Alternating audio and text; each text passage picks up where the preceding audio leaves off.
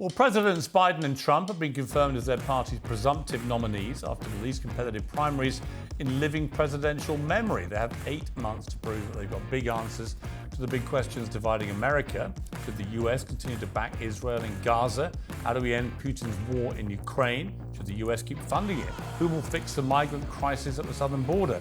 An economy many people feel is broken. Who stands to gain or lose the most from the continued momentum of people like RFK Jr.? Our guests for this debate have strong views and a big influence in the digital space, where so many scores are now settled. Together at last, I'm joined by the streaming liberal Destiny, Benny Johnson, and Dave Smith.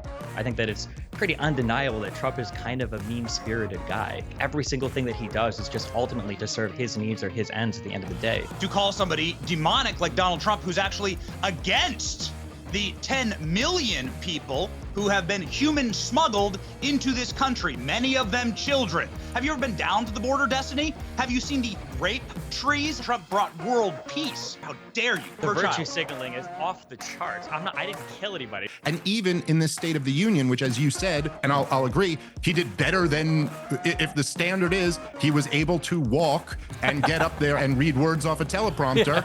For whatever reason, his position on the war in Gaza has just totally ruined his campaign. This is just not the case for Donald Trump. So welcome to all three of you. I've been looking forward to this, I've got to say. 3 titans of your businesses coming together to talk about what is probably, I don't know, depending on your viewpoint, this is either the most depressing moment in modern American politics or something that is, I don't know, indicative of a wider malaise, you might argue, about the way the world is going, where celebrity triumphs substance, where age is no longer seen to be a problem. Who knows what we're talking about here, but you guys can thrash it out between you. I want to start by playing this is Bill Maher's show from Friday night, and he had Robert De Niro on. He said this about Trump. He's such a mean, nasty, hateful person. I never play him as an actor because I can't see any good in him. Nothing at all. Nothing redeemable in him. If he wins the election, you won't be on the show anymore. He'll come looking for me. There'll be things that happen that none of us can imagine. I mean, okay, let's start with Destiny. I got to say, when I saw that, I just thought, really? Isn't this liberals falling into the old trap of over-demonizing Trump to the extent that actually it just helps him?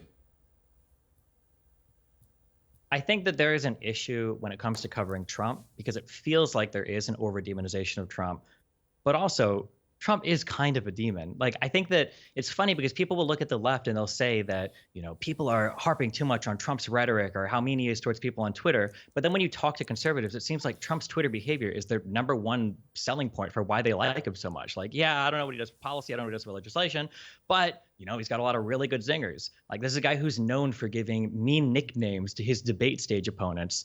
I don't think it's that crazy to say that Trump has some of the most divisive rhetoric and is one of the meanest people that we've seen as like a world leader on the world stage, at least insofar as like rhetoric and how he addresses people goes.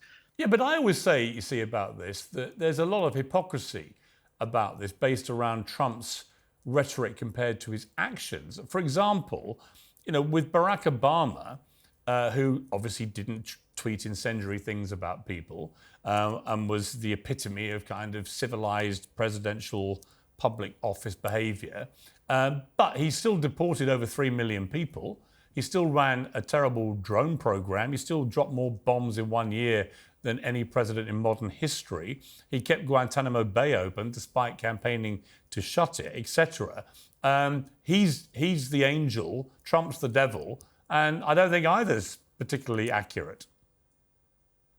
I don't think I would say that Obama is an angel, but I mean, there's a separate discussion between besides the character of a person and the actual policy positions or things they did in office.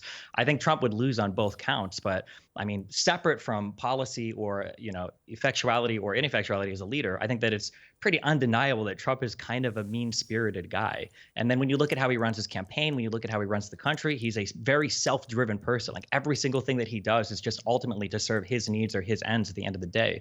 Whether that means throwing political opponents under the bus, whether that means throwing political allies under the bus, whether that means not helping, Georgia's Senate elections because he's so angry that Raffensperger, wouldn't turn over enough votes for him, and now Georgia has 2 blue senators. Like, I don't know. Just Trump is a really mean dude. And again, yeah, you can switch over and you can look at the foreign policy position too. But I mean, you can talk about Obama's follies, but Trump also abandoned our Kurdish allies in Syria to Turkey. Trump also, inflamed tensions in the Middle East when he recognized, the Jerusalem, moving the embassy over to Jerusalem and the United States' recognition of Israel annexing East Jerusalem and everything. So, yeah, I don't know. I don't think Trump wins on any count where he would come off as a nice guy.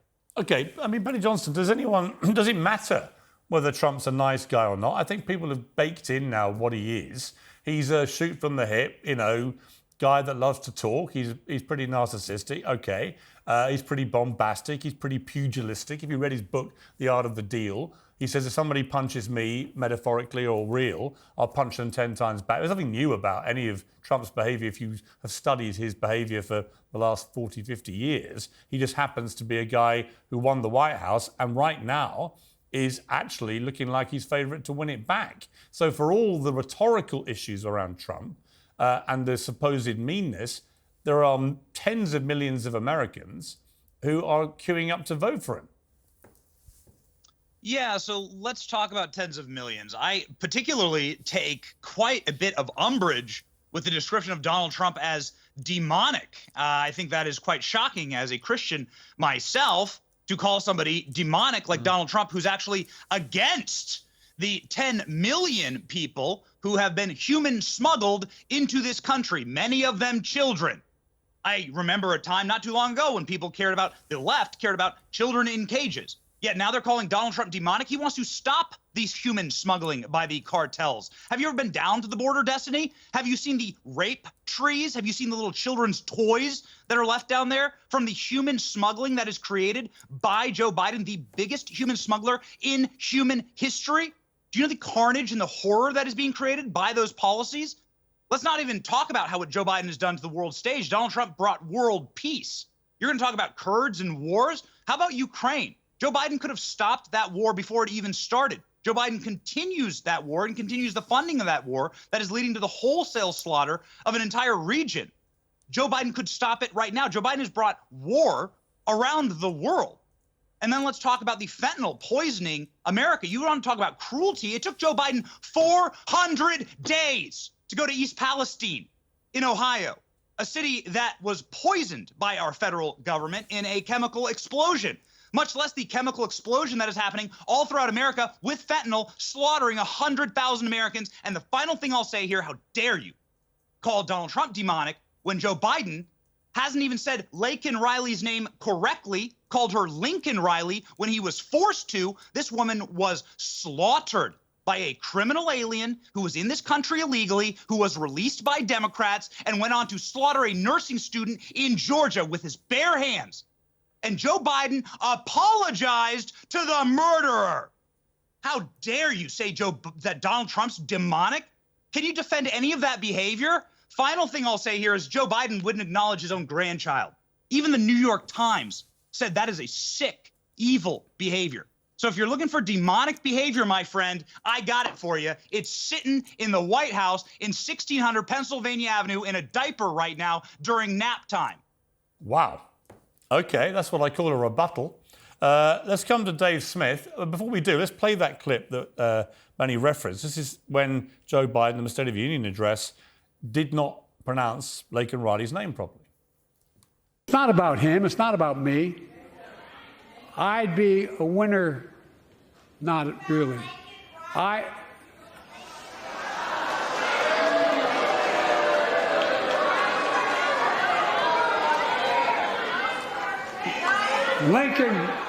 Laken Riley, an innocent young woman who was killed by an illegal. That's right. Now, Dave, the issue for Biden. If I may. Sorry, Benny? If I may, just since I brought up the clip, if you don't mind, Piers. Sure. Could I ask Destiny right now, would you like to apologize to Laken Riley's family for her murder? since this open border Democrat policies that you promote on your program? Would you like to apologize to the parents of Laken Riley for the murder of her child? The virtue signaling is off the charts. I didn't kill anybody, so I'm not going to apologize to anybody for somebody getting killed. But there are unfortunately, there are a lot of people that get killed in the United States for a large variety of reasons. If anybody gets killed, especially based on the background of this guy, this guy definitely should have been deported. I don't think anybody disagrees with that. But hey, listen, if you want the border stuff to be cleared up so much, why don't you tell Republicans to stop turning into a game in the White House or in Congress and actually approve legislation to get more funding down for the border? Okay, right now, it's Republicans who pulled the plug on that because Trump wants to maintain the one little bit of electoral advantage you might have, which is you guys trying to stir stuff up over the border. And it's funny also how you frame this all like, oh, they're trying to stop human smuggling. No, they're not. They're just trying to secure the border. Humans are going to be smuggled all over the place, regardless of whether it's into America or not. It's not like Trump actually cares about Destiny, the truth, Destiny, what I would say about that is, whether you're on the left or right in America, nobody can dispute that the southern border is in complete and utter turmoil. And I'm afraid if you're the President of the United States and you've been there for 3 years, it's on you. Right? He's done nothing to stop it. In fact, he's made it a lot worse. Dave Smith, you've been very patiently waiting. Get stuck in. This is the most patient I've ever been in my life. I know. I appreciate it. But get stuck in now. Yeah. Well, look, I mean, I think probably Destiny, even you could admit that it just shows such a tremendous disconnect and a contempt for the voters and this weird woke progressive value that after getting her name wrong, he apologizes in his next interview for calling the guy an illegal and says he should have said undocumented, but doesn't say, hey, so, like, can you at least grant that apologizing for calling an insensitive name to the murderer and not apologizing for getting the actual name of the murder victim correct it's like, are you trying to throw the election? It's almost as if like these woke progressive values have taken people to a point where they can't even do what's in their own political interest, because you would just think that the vast majority of voters would be like, well, clearly you owe an apology to one of these people, and it's not the murderer. Dave, what do you think is going to happen in November? Well, I mean, this is a really tough election to predict. I mean, I'll tell you, I think that the three-letter organizations that really run the United States of America and have much more power than the elected representatives, I think they have pretty clearly signaled that Donald Trump returning to the White House is unacceptable to them, and they are going to use whatever means necessary to not let that happen. And in that case, like if you're betting against the CIA, you may not win. If there is a democratic process and Trump is not removed, as of right now, I think there's absolutely no question that Donald Trump gets elected. Look, if you look at any of the polling, the major two issues are the economy and immigration. And Trump is where the American people are much more than Joe Biden is. He can try to spin it now and say, oh, well, we're trying to do border security, but the Republicans aren't playing ball. But you just can't ignore the last, since 2016, Trump was demonized viciously by every single progressive for talking about building a wall, talking about having border security. To try to turn it around now and be like, no, I'm really the border hawk and the open border is Donald Trump's fault is just not going to sell. Their message on the economy is essentially, the economy is really good. You're just too stupid to realize how good it is. And also, I think Donald Trump, at least rhetorically, with foreign policy, is much closer to where the American people are right now, which is after 20 plus years of terror wars, every last one of them an absolute disaster. The funding the war in Ukraine, everything they said was going to happen has not happened.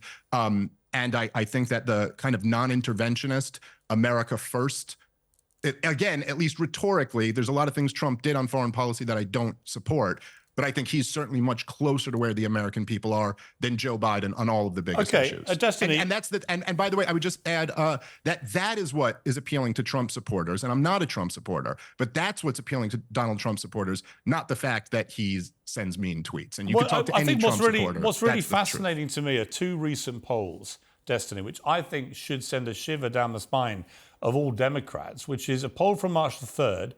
Donald Trump's support among black voters has grown by 500% in the last 4 years, according to the New York Times. His support among black voters is now 23%, marking a 19% increase since October 2020. And a poll from the Arab American Institute from the end of 2023 showed support among Arab American voters for Biden has plummeted by nearly 60% in 2020 to 17% today. I mean, those two things are quite extraordinary when his main opponent is somebody that the Democrats love to demonize, quite literally. You use that word yourself, but they demonize him constantly as the worst racist in America. Why is it that those two things are happening? Well, for people voting from the Middle East or of Arab descent or whatever, right now they're probably going to be heavily influenced by stuff going on in Israel-Palestine, obviously. But I think that Americans' memory when it comes to foreign policy tends to be pretty short. So we'll have to see where Israel-Palestine is at in 6 months to see how much that's on the forefront of people's minds. But again, for any person that's not supporting Biden because they think he's being too harsh on Gaza, it's not like Trump would be any better. Again, Trump is a staunchly pro-Israel supporter. Trump was the one who recognized the moving of that embassy. The idea that Donald Trump is going to try to rein in the leash on Israel more than Biden has is ridiculous. As for minority votes for Trump, again, it's hard to say. Everything is so up in the air. There were just some polls that came out recently that show that there was almost like a 10-point swing in how people are viewing Biden's senility just after the State of the Union, where Democrats and independent voters now have a much more favorable view of Biden after the State of the Union in regards to his senility. And I also saw that the AP posted something today showing that a majority of American voters think that both Biden and Trump are too old and senile to be in office. So I think that we're going to have to wait a few months until we get closer to the election to see what people actually care about, because every time an issue comes up, people think this is going to be the election deciding issue. But then, in a couple of weeks, something else comes up. In a month or two, something completely different is being talked about, and we'll see what happens when the actual election rolls around. I would like to remind people, though, for as much as people say, this is why Trump is popular, this is why most Americans support Trump, Trump has never won a popular election in the entire history of the United States. Conservatives enjoy a great deal of structural advantage, whether it's the composition of the Senate and each state getting 2 votes, whether it's the composition of the House and a disproportionate amount of voters in conservative states being represented, or whether it's the Electoral College, where somebody like Donald Trump can lose to Hillary Clinton by millions of votes and still somehow come away with the presidency. So don't fall for this illusion that Trump has ever been the most popular candidate in the United States. That's not true. Even in the elections he's won, he's only won it because of the structural advantages that conservatives enjoy in the U.S. electoral system. We're a constitutional dude. Have you read the founding documents? We're a constitutional republic. We're not a direct democracy. That's not how this country was founded. If you want that, move to a different country.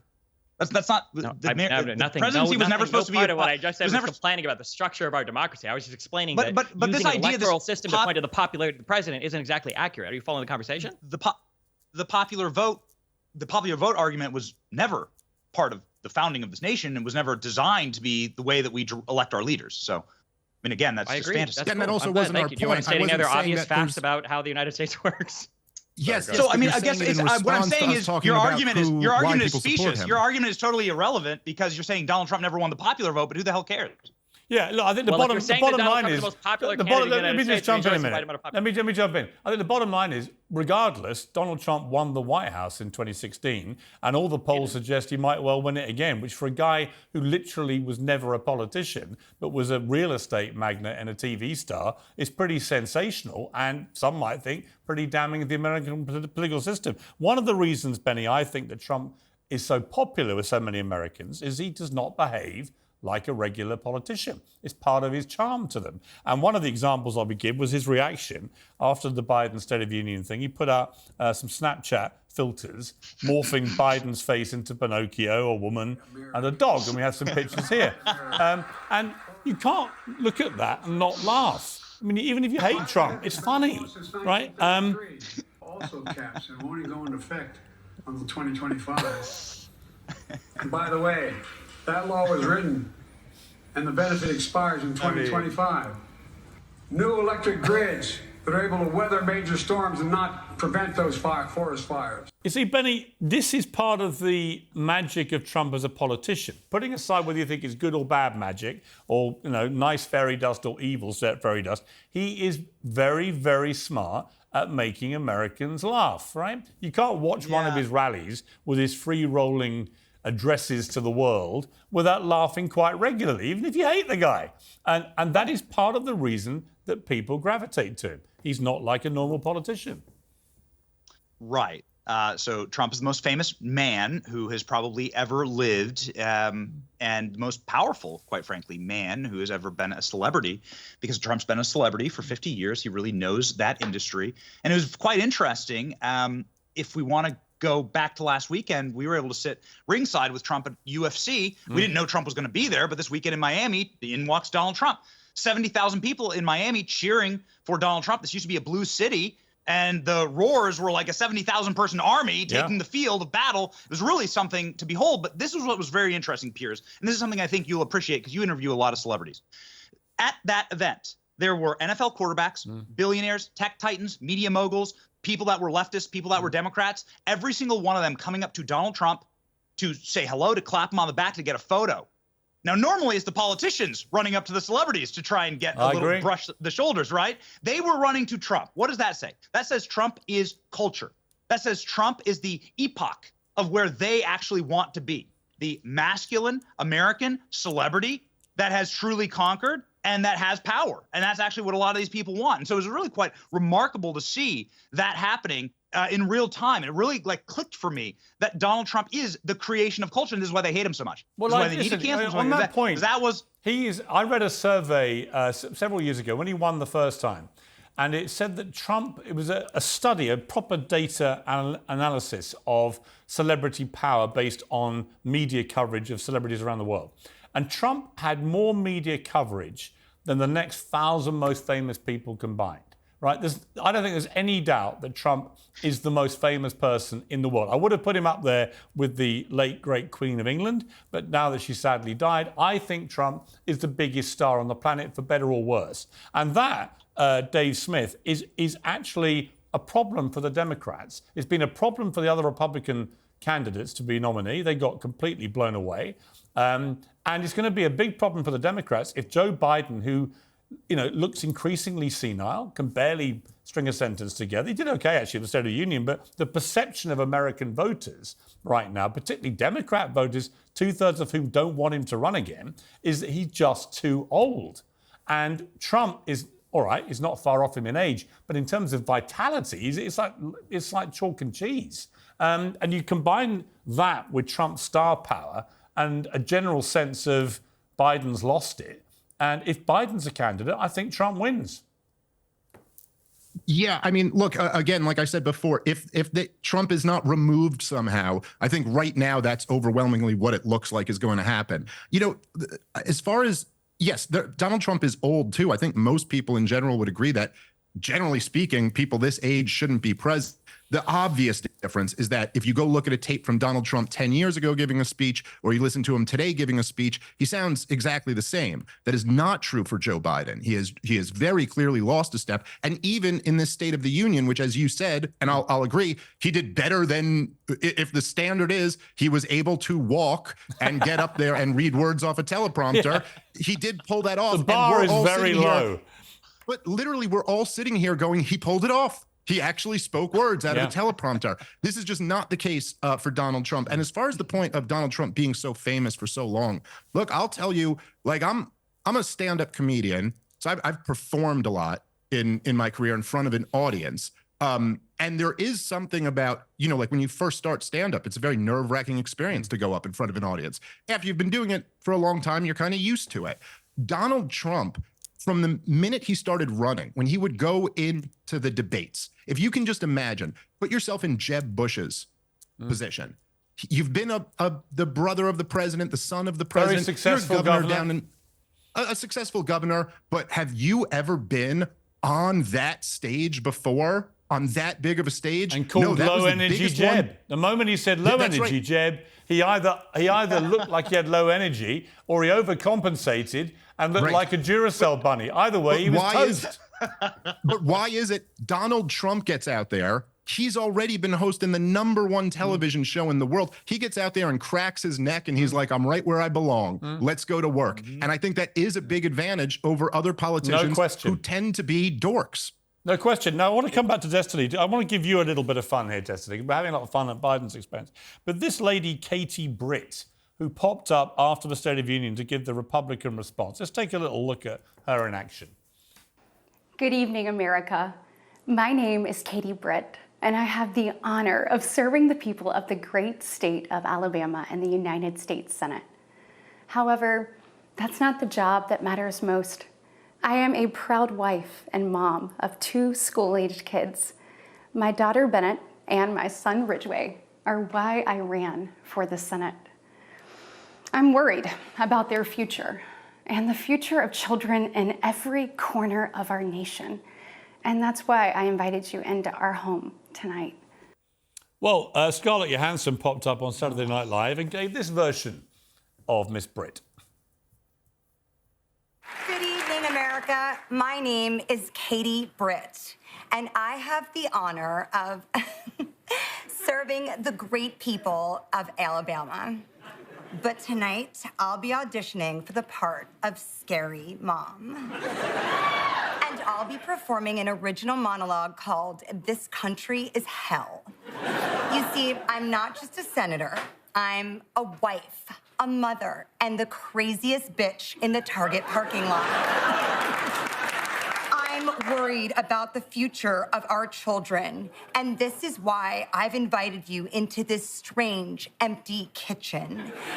Because Republicans wanted me to appeal to women voters, and women love kitchen. Well, Detson, before I get your reaction to this, Charlie Kirk, the CEO of the Trump-affiliated group Turning Points USA, said Joe Biden just declared war on the American right, and Katie Britt is talking like she's hosting a cooking show. So even a lot on the right were creeped out by this. I mean, it was completely, it reminded me a lot of Sarah Palin when she came along and John McCain inexplicably decided to go with Palin, which probably cost him that election. What did you make of this when you were watching it? I feel like it's a perfect summary right now of where the Conservative Party is at in the United States. This is like fake, this feigned outrage for what's going on. It's these impassioned pleas to save the country. It's the horrendous misciting. Like we just got, all of these people upset that Biden mispronounced the one lady's name, and here this lady is completely and totally misrepresenting this story, trying to blame Biden for the woman that had basically been sex trafficked. I think it was like 10 or 20 years ago. This lady's been traveling around the country telling this story for like some decades now. And Katie's trying to pretend like this happened under Biden. I just think it's a perfect summation of what the Conservative Party stands for right now, which is like all outrage and no substance. Benny, have you got any defense of Miss Britt? Did you think this was a powerful moment for the Republicans? This is why you're so good at what you do, Piers, because on its face, I agree with Destiny. Because we deserved better as a response to the State of the Union. Like, I can't believe I'm saying this, but you can't. That's my headline now. That's my headline for the tease for this segment. Benny Johnson, I agree with Destiny. Katie Britt deserves a Razzie for that performance. And if you listen to the way that she talks as like a normal person, that's not the way she talks. No. It's totally performative. And there are real serious person. It's not just a girl. It's Laken Riley. She's an American. Her family is mourning, and they deserve, obviously, to have their daughter alive and not slaughtered by a criminal alien. But as a Republican Party, messaging matters. It's really important. And you can't put up somebody like that. I don't know why they didn't pick Vivek. I got to be honest with you. I don't know why they didn't pick Vivek. I agree. This is absolutely a time to have Vivek Ramaswamy talk, and he's a great communicator. Yeah. Why they went this way, I do not know. It was a gift. This is the final thing I'll say. It's a gift. Because then suddenly the pivot goes from Joe Biden sort of angrily screaming for 90 minutes, getting Laken Riley's name wrong, and having a number of hot mic moments saying that Bibi Netanyahu needs a come to Jesus moment, saying that he wishes he had cognitive decline, which is both things Joe Biden said after the speech. Strange. Whatever. And Joe Biden getting yelled at by a father who lost his Marine son in Afghanistan. Steve Nakui was up there in the audience. He got arrested by Joe Biden afterwards, or at least by the Capitol Police. But all of that aside, Katie Britt then becomes the joke. Right. And so then you sort of move, the target moves over to Katie Britt, and SNL doesn't open on her, a cold open on her instead of Joe Biden. Yeah, I completely agree. Stupid. I just want to pivot, if I can, Dave, with you to RFK Jr., who I know you've interviewed recently. He's a very interesting character. I've interviewed him several times now, and I find him very interesting. I think he's a really charismatic, experienced guy. He seems to wind up all the right kind of people. Clearly serious, and he comes from a serious political family. And he's raising money, and he's got popularity. What do you think of his significance in this race, if he has any? Well, I agree with you. I mean, I think he's a very impressive person and he's very smart. I mean, look, he's a guy who you want to listen to who can't speak. So that's pretty impressive. He makes people he's going on a national speaking tour and resonating with millions of people. And he has major issues speaking. And you can get past that because he's just got interesting things to say. Yeah. I got to say, I do think that for whatever reason, his position on the war in Gaza has just totally ruined his campaign. And all you have to do is run the counterfactual here. I mean, imagine he had come out against that war and against U.S. support for it.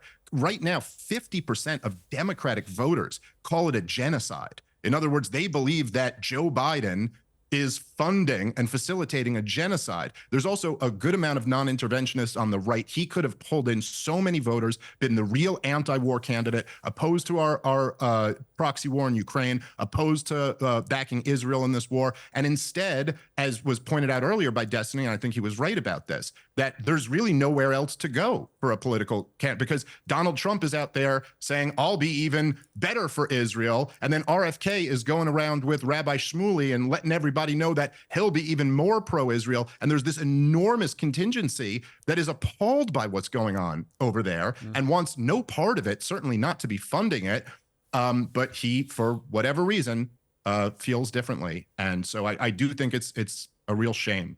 I want to bring in just some news that's broken while we've been talking, actually. It's quite fascinating. I've got a sort of personal view on this. But Don Lemon, you may remember, who got fired from CNN.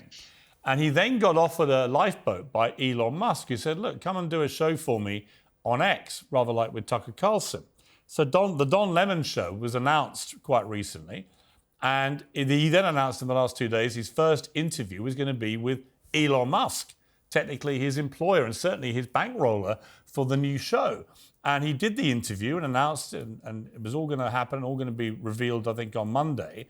And Elon Musk has now cancelled Don Lemon's show because of the way the interview went, which has stunned Don Lemon, who said that he felt it went pretty well. But he said, Elon Musk is mad at me. It doesn't change my relationship with him, except that it'll have to now be on YouTube. X have come out and said the Don Lemon show is welcome to publish his content on X, but we, like any enterprise, we reserve the right to make decisions about our business partnerships, not to cover consideration, decided not to enter a commercial partnership with the show. I mean, Destiny, Elon Musk is a mercurial character. In my view, he's a genius who's done incredible things, but he has a very thin skin. I mean, I was supposed to interview him in January, was dealing with him directly, was going to go to Austin, and then he saw a clip of me and Zuby where I was criticising his decision to allow Alex Jones back on the platform, which I still think was wrong. And I gave him a mild chiding over it, and he cancelled the interview, just like that, bang, and said he lost all respect for me. Can a guy be the king of free speech in the way that Elon Musk wants us to think he is and do this kind of thing? I don't think very many people hold freedom of speech as a principle. I think freedom of speech tends to be weaponized by the side that feels like they don't have a voice at any particular moment in time. So right now you see conservatives championing freedom of speech while simultaneously supporting Donald Trump, who said he would want to open up defamation lawsuits against media companies, or he would want to revoke the citizenship of Americans who would set the flag on fire, or he wants to suspend the Constitution to run for office and investigate voter fraud claims, right? I don't think that people have these very principled commitments to freedom of speech. I think that they tend to just weaponize them when they feel like they're not getting their voice heard. I think for a long time for Twitter, conservatives felt that, and honestly, rightfully so. I think that some of the censorship stuff that was being exercised across a lot of the social media platforms was pretty heavy-handed, and I think thankfully a lot of policies have started to be rolled back, so like YouTube doesn't censor people as aggressively as they used to. That being said, if you look at Elon Musk, you should have known from day one, as soon as the Twitter files dropped in the way that they did, where Elon Musk basically brought in a bunch of PR journalists to go over files that his employees would make available for him, for them to blow up the prior owners of Twitter. You should have known that his commitment to freedom of speech was only insofar as it would serve his needs and his ends. And I think you've seen that show up basically over and over again as he's ran Twitter. So it's no surprise that if he feels like somebody's not giving him the favorable type of coverage that he'd want, that he would probably try to axe these people from his platform, or he wouldn't be interested in working with them in the future. I mean, Benny, it's pretty extraordinary to cancel a show that you have bankrolled after one show, and it's an interview with you. So I think we're missing the entire point here. which is the difference between Twitter 1.0 and X. I call it Twitter 2.0, Elon's Twitter. Twitter 1.0 wasn't just canceling shows. There were no shows, by the way, on Twitter 1.0. They were deleting accounts. They were deleting the voices of people. They were stopping you from speaking. They were deboosting your content. They were making it so people couldn't find you or you couldn't grow on the platform. I was one of those people. I'm in the Twitter files. So is Charlie Kirk. So is a bunch of other people. They banned the sitting president of the United States who had 88 million followers at the time. It's totally different to say I'm in a business relationship with you and I decided this business relationship doesn't work. Elon Musk does that all the time. He's a very shrewd businessman. That's what makes him the richest man on earth. And so Elon Musk isn't canceling Don Lemon's voice. That would be actually anti-freedom of speech. Anti-freedom of speech isn't I refuse to pay you money because I don't like your content. I think he's perfectly entitled to cancel the show if he's put money into it. Right. Of course he is. It's the optics. It's the optics of it to me are a little bit like, come on, Elon. You know, you do it. You give this guy a show. You do an interview, and whatever went. I mean, everyone will watch that interview now. But how bad was it really to justify canceling the show? Also, Twitter still deboosts content. They deboost whole platforms that people do. Like if you do a Substack link in your Twitter post because Elon's so mad about Substack trying to compete with Twitter, they'll literally deboost that tweet. So this still happens. The algorithm is open source. Well, Dave Smith, let me bring in you on something else that's broken, which is the US House of Representatives has approved a landmark bill that could see TikTok banned in America. This has been a raging issue for quite some time. Growing concern about China's influence over TikTok, despite TikTok saying that they have a US entity that's very separate. 150 million people in America use TikTok. It is the #1 news source for people under 24, I think, now in the world. Is it actually a good thing if America bans TikTok, or is it a bad thing? No, I mean, I think it's horrible. At least the text of the legislation that I had seen as of yesterday, and I'm not sure if that's changed as it passed today. But this Thomas Massie, who is, I believe, the best congressman in the country, he was sounding the alarm bells on this, and that the language is so vague and so slippery that it would give the government the ability to control all types of different social media sites and to censor all types of content. And keep in mind that the U.S. federal government has been trying to regulate the internet and censor people online for years, from back when they attempted with SOPA to the net neutrality stuff, to all of the stuff we learned of in the Twitter files, where the FBI and even the CIA are coming in and talking about which accounts they want to be banned and asking Twitter why this person is still on there, and things where it was just people during the COVID lockdown saying like, hey, I don't think these lockdowns work, or hey, I don't think this vaccine actually does stop you from getting COVID. My point is, many of the people who were vindicated and turned out to be right. And so, yeah, I think there's a real problem with TikTok. But you don't think they were vindicated to be right, Destiny, when they said the vaccine no, of course wouldn't not. stop The you vast from getting majority it? of the COVID conspiracies were absolutely false. There is no worldwide vaccine passport mandate. There aren't all these people dying from vaccines. Listen, there wasn't created a bioweapons lab in Ukraine. Okay, but you're arguing with something I didn't say. I'm saying the official narrative was that it didn't come from the lab. If you get the vaccine, you cannot get it and you cannot transmit it. These were huge stories that were flatly wrong. No, you're shaking your head. That's not wrong. The official position of the NIH or the government was not that if you get vaccinated, you will never transmit it and you will never get sick. I know that there is the one quote that people. Yes, I'm aware. There's the one quote, but for anybody that honestly followed any of that or saw all of the statements, nobody actually thought that. It is unfathomable to me that people that will make so many excuses for every single Trump gaffe will come out and take like 7 words quoted by the president. What excuse have I made for Trump? They said the vaccine was 100% effective. It would never. That's unbelievable. Nobody really thought that. That's an unbelievable position. Fine. But also, the only thing I was finding was the idea that all these people nobody really thought it, but the president. Okay, you're right. First off, I haven't made any excuses for Trump gaffes. I think you're just trying to create something that you assume is me. But nobody said it, nobody thought it, except the president of the United States of America and Fauci. You're right. Nobody else ever said that you can't get COVID. I think you need more than one sentence of a thing to see if they genuinely thought that the vaccine would be 100% prevent. Like none of our vaccines are 100% effective or prevent the transmission of 100% of a disease if you caught it. There's no vaccine like that. Can I just say, chaps? So they shouldn't have said that then. Can I say, chaps, you have all 3 of you lived up to every expectation as a collective unit. So thank you very much indeed. We've covered a wide range of things. I've thoroughly enjoyed it. I appreciate you coming on Uncensored. Thank you very much. Hey, you got to have Thanks us for back, having me, Piers, Piers. because that was getting hot. Got to talk about myocarditis. Thanks for having Got to talk about myocarditis. Well, you know what? We will. We'll talk about myocarditis. I'm very happy to do that, but I'll do it another time. But we will. Thank you, guys. Thank I you, appreciate Piers. it. Godspeed. Thanks.